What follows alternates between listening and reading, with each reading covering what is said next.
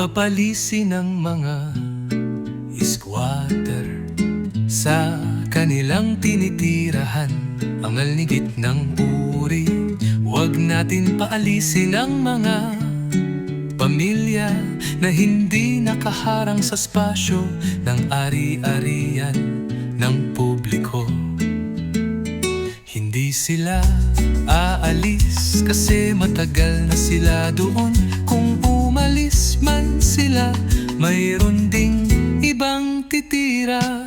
Ang sagot ko, tara sa bahay ng taraksan gitnang uri. Patayuan natin ang mga iligal, naninirahan na mga pamilya ng bahay. Patayuan natin ng 2 kwarto na may sukat na 7 punto at 5 metro at 11 metro ang kahabaan niya. Ang 1 metro ay katumbas ng 3 punto at 28 na sukat ng talampakan. Mayroon bakuran na spasyo para laruan ng mga bata. Tawagin natin bahayan ng mga ngipin ni Leon. Kulayan natin ng bulaklak na kulay taraksan. Tara sa bahayan ng mga ngipin ni Leon na may kulay taraksan.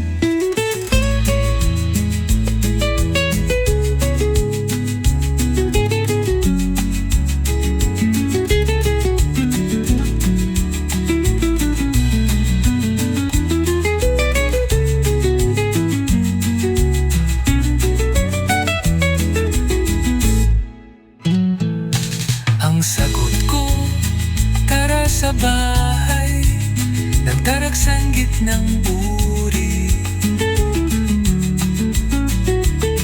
Patayuan natin ang mga iligal, naninirahan na mga pamilya ng bahay.